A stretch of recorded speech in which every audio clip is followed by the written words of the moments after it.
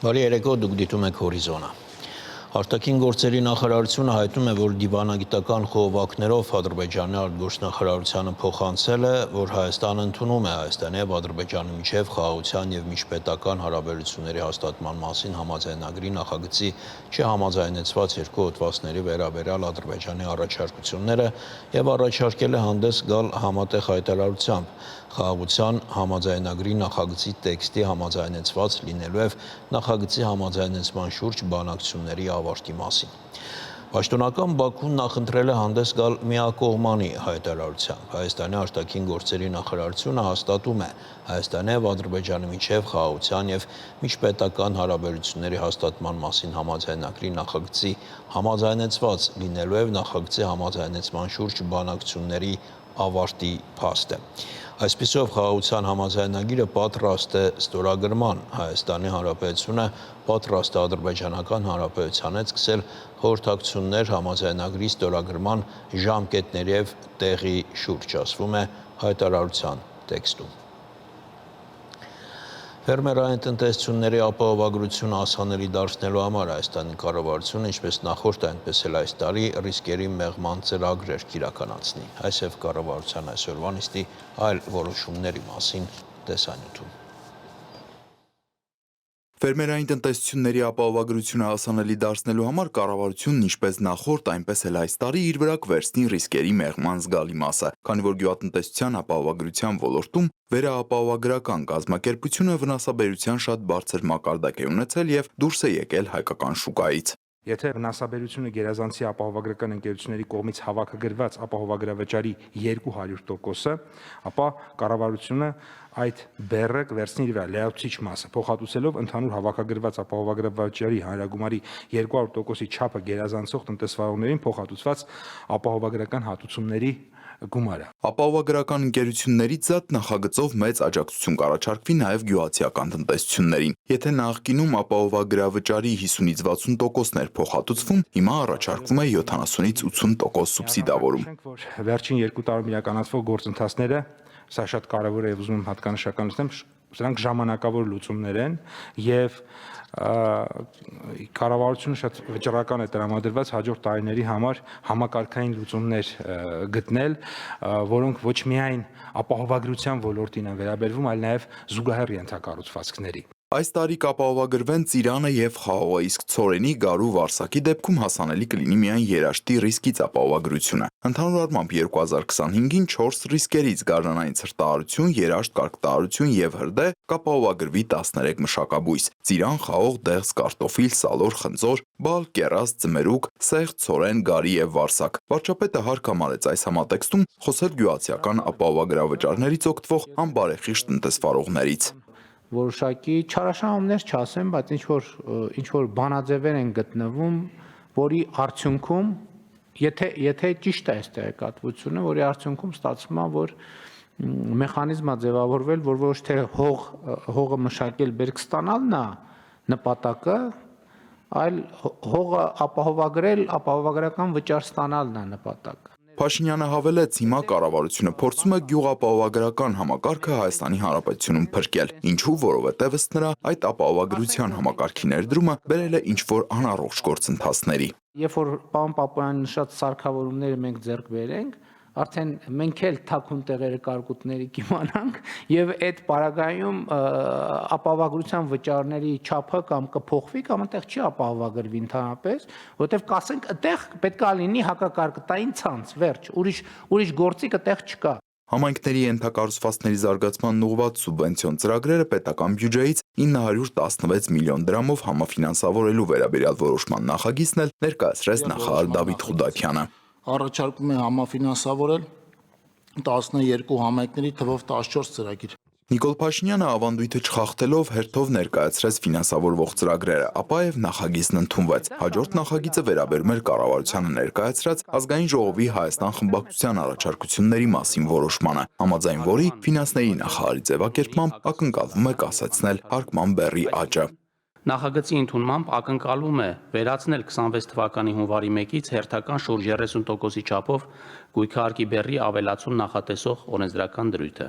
Այնինչ նախարարի խոսքով մինչև 2021 թվականի հունվարի 1-ը անշարժ գույքի հարկման նպատակով որպես հարկման բազա հիմք են ընդունվել կադաստրային արժեքները, որոնք եղել են խիստ թերագնահատված, եւ ոլորտի բարեփոխման նպատակը շուկայական արժեքի մոտարկված արժեքների հիման վրա հաշվարկվող համակարգին անցում կատարելն է եւ դրանով իսկ տեսանելի հարստությունը եւ ունեցվածքին համարժեք հարկում ապահովելը։ Վահե Հովհաննիսյանը նշեց, որ որոշման նախագիծն ընդունելի չէ։ Նիկոլ Փաշինյանն էլ արձագանքեց. պետբյուջեն անշարժ գույքի հարկի գումարից 0 եկամուտ է ստանում եւ այդ հարկվող գումարները ստանում են համայնքները։ Դրա արդյունքում է, որ 2019-ից համայնքային բյուջեներն ավելացել են։ Եվ հետեւաբար ինչքան էլ բարդ է, ինչքան էլ դժվար է, ինչքան էլ պոպուլար չի, մենք այս որոշումը կայացնենք, մենք պինդ կանգնելու ենք այս որոշման վրա, պինդ կանգնելու ենք այս որոշման վրա։ Կներեք, այս հարցում չի լինելու ոչ մի կոմպրոմիս, բացարձակապես ոչ մի կոմպրոմիս, որովհետեւ մենք այս հարցով ստիպում ենք, որ համայնքը զարգանա, ստիպում ենք, որ համայնքը ավելի լավ ապրի, ստիպում ենք, որ գյուղը ցեխի միջից դուրս գա։ Ստիպում ենք եւ իհարկե մյուս կողմից էլ սուբվենցիաներով ֆինանսավորում ենք։ Մյուս կողմից էլ բանով դոտացիաներով համայնքին 30 տարի է մենք խոսում ենք տեղական ինքնակառավարման մարմին ինստիտուտը պետք է ուժեղացնել։ Ոնց են ուժեղացնում։ Կենացով սենց են ուժեղացնում։ Վարչապետն ասաց, որ ծիծաղելի գներով սեփականության վերաբաշխում է տեղի ունենում եւ իրենք դրանից նույնիսկ տեղյակ չեն լինում։ Ուստի պետք է շատ հրատապ որոշումներ կայացնել։ Խոսվեց նաեւ աճուրդների անցկացման գործընթացից։ Ըստ գլխավոր դատախազի, այդ մասով պետք է փոփոխություն անել եւ ռեալ ապահովել հանրայնությունը։ Նիկոլ Փաշինյանն այս համատեքստում մարզպետներին հանձնարարեց ընթացքի մեջ գտնվող ինչքան աճուրդ կա, բոլորը հատատ նայել եւ կասեցնել։ Իսկ որոշման նախագծին կառավարությունը տվեց բացասական եզրակացություն։ Տիգրան Հովակիմյան, Հորիզոն։ Բաքվում պահվող հայ գերիների հարցը քննարկվել է Եվրախորհրդարանում, եվրոպացի պատգամավորները Ադրբեջանում տեղի ունեցող դատավարությունները համարում են ապօրինի եւ կեղծ ու պահանջում Բաքվից նրանց անհապաղ եւ առանց նախապայմանների ազատ արձակել։ Այդ մասին Եվրախորհրդարանականները նաեւ բանաձև են ընդունել։ Եվրոպական ամբիոնին առաջինը Հայաստանի հարցերով վշտական զեկուցող եւ հայ գերիների մասին բանաձևի համահեղինակներից Միրիամ Լեքսմանն է մոտենում։ Սլովակիան ներկայացնող պատգամավորը նախ արձանագրում է Բաքվում տեղի ունեցող դատավարությունները կեղծ են, իսկ գերիները անմարդկային պայմաններում են, ինչն ըստ նրա ցույց է տալիս Ալիևի իրական դեմքը, ռեժիմ, որն անտեսում է միջազգային պարտավորությունները։ Մինչ Եվրամիությունը ռազմավարական գործընկերություն է վարում, Բաքվի ռեժիմը շարունակում է սպառնալ իր հարևաններին եւ ծախողել տարածաշրջանային խաղաղությանն ուղղված ջանքերը։ Ներկայիս աշխարհաքաղաքական միջավայրում հրատապ անհրաժեշտություն կա, որ Եվրամիությունը պաշտպանի իր արժեքները, հատկապես իր անմիջական հարևանությամբ։ Փոխարենը մենք կրկին փորձում ենք բավարարել բռնապետին եւ խրախուսել Ալիևի գործողությունները, ընդլայնելով առևտրային համագործակցությունը։ Միթե մենք դասեր չենք քաղել, ժամանակն է դադարեցնել ռազմավարական գործընկերության պատրանքները, առերեսվել իրականության հետ եւ գործել ըստ մեր արժեքների եւ սկզբունքների։ Եվրոպացի պատգամավորը կոչ է անում պատժամիջոցներ սահմանել Բաքվում պահվող հայերի կեղծ դատավարություններում ներգրավված ադրբեջանցի դատախազների եւ դատավորների նկատմամբ։ Ըստ նրա պետք է համոզվեն, որ Ադրբեջանի հետ հետագա ցանկացած համագործակցություն հիմնված կլինի բոլոր պահվող անձանց ազատ արձակման եւ խաղաղության համաձայնագիր կնքելու Բաքվի պատրաստակամության վրա։ Ադրբեջանցի պաշտոնյաների դեմ պատժամիջոցներ սահմանելու կոչ է անում նաեւ Ռումինիան ներկայացնող պատգամավոր Վասիլե Դինչուն։ Տարածաշրջանում ռազմական վիճակը հաշվի առնելով նա հորդորում է անհապաղ գործել ու ապագա ողբերգությունը կանխելու համար կոնկրետ միջոցներ ձեռնարկել։ Մենք ցանկանում ենք լինել այս դատավարությունների մասը եւ աջակցել այն հնարավոր պատժամիջոցներին, որոնք կուղղվեն ադրբեջանական այն պաշտոնյաների դեմ, որոնք կատարում են դատական բռնություններ։ Դատական այդ գործընթացները բանաձևի համահեղինակ Հայաստանի հարցերով համազեկուցող Նատալի Լուազոն համեմատում է ստալինյան դատավարությունների հետ։ Ըստ ֆրանսիացի պատգամավորի գերիների միակ մեղքը հայ լինելն է։ Լուազոն խոսքն ուղղելով Եվրամիության բարձր ներկայացուցիչ Կայա Կալասին ափսոսանք է հայտնում, որ նա հերթական անգամ ներկա չէ լիագումար նիստին եւ չի լսում իրենց։ Նա հորդորում է Եվրամիության բարձր ներկայացուցչին գնալ եւ տեսնել Հայաստանը։ Դուք կտեսնեք մի երկիր, որը ցանկանում է խաղաղություն, երազում է Եվրոպայի մասին, որի հարևանությամբ Ադրբեջանն է, որը շարունակում է սպառնալ եւ հանդիսանում է Ռուսաստանի ամենամեծ դաշնակիցներից մեկը։ Հուսով եմ, որ հաշվի կառնեք նաեւ, որ Ադրբեջանը թշնամական միջամտության քաղաքականություն է վարում Ֆրանսիայի նկատմամբ եւ դա չի կարող անարձագանք մնալ։ Ֆրանսիան ներկայացնող մեկ այլ падգամավոր Մարինա Մեզուրն էլ հիշեցնում է, որ 2023 թվականին Եվրոպան չկարողացավ կանգնեցնել Ադրբեջանին, եւ այսօր ըստ նրա պետք է գործի Ադրբեջանի կողմից պահվող հայերի ազատ արձակման համար։ Նրանք պահվում եւ խոշտանգվում են, սակայն նրանց միակ հանցանքը իրենց ժողովրդին, իրենց հողն ու իրավունքները պաշտպանելն է։ Եթե մենք ոչինչ չանենք, ուղերձ կհղենք Ալիևին, որ կարող է անպատիժ շարունակել այն, ինչ անում է Հայաստանի դեմ։ Լռությունն այլևս ընդունելի չէ։ Մենք պետք է հստակ ազդանշան ուղարկենք, որ Հայաստանը միայնակ չէ։ Ադրբեջանը կանգնած է մարդու իրավունքների խոր ճգնաժամի առաջ, այս մասին էլ պորտուգալացի падգամավորն է արձանագրում։ Կատարինա Վիերայի խոսքով Ադրբեջանի կառավարությունը խիստ սահմանափակումներ է մտցրել արտահայտվելու, հավաքների եւ միավորումների ազատության համար, ինչպես նաեւ իրավապահ համակարգը զենք է դարձրել իր քննադատների դեմ։ Նա դրական է գնահատում Եվրամիության խորհրդարանի հետևողական անդրադարձը, բայց եւ արձանագրում է. Եվրախորհրդարանը կարծես Եվրամիության միակ ինստիտուտն է, որ անում է դա։ Մենք չենք կարող թույլ տալ, որ Ադրբեջանի հետ հարաբերությունները շարունակվեն սովորականի պես եւ զոհաբերենք մեր արժեքները տնտեսական եւ էներգետիկ շահերին։ Սա ոչ միայն կեղծավորություն է, այլև կախվածություն է առաջացնում մեզ խոցելի դարձնելով շանտաժի համար։ Մենք դասեր չենք քաղել Ռուսաստանից նախկինում ունեցած մեր կախվածությունից։ Ժամանակն է, որ մարդու իրավունքները գերադասենք էժան նավթից եւ գազից։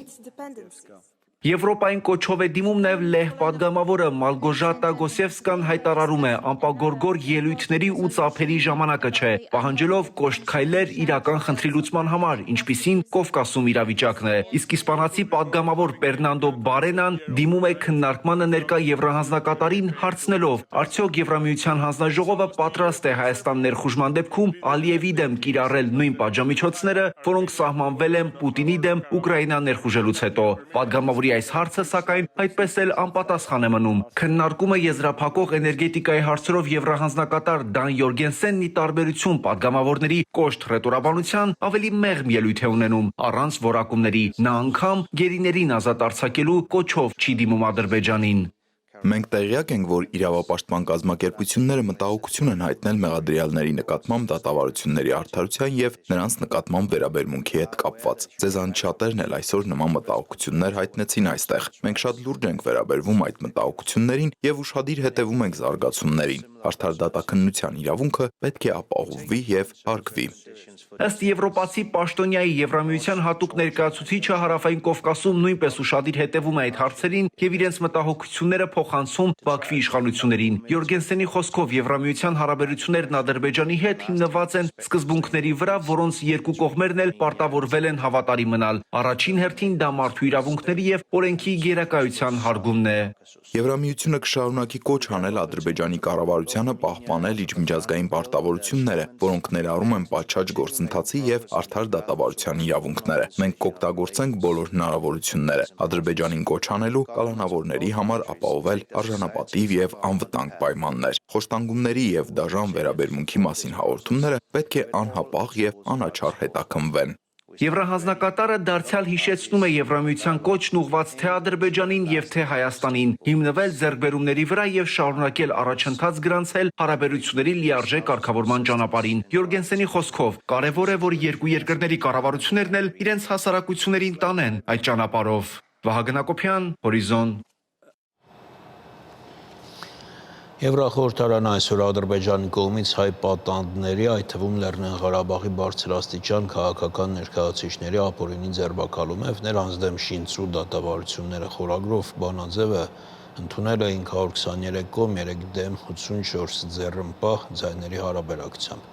Այդ բանաձևով եվրոպացի падգամավորները դատապարտում են Ադրբեջանի կողմից հայ պատանդների հանդեպ անմարդկային վերաբերմունքն ու պահանջում նրանց անհապաղ եւ անվերապահ ազատ արձակել։ Բաքվում ապօրինաբար պահվող Արցախի նախկին պետնախարար Ռուբեն Վարդանյանը դադարեցրել է հացադուլը։ Ընտանիքի հետ հեռախոսազրույցի ընթացքում նա 2 ձայնային ուղերձ է փոխանցել։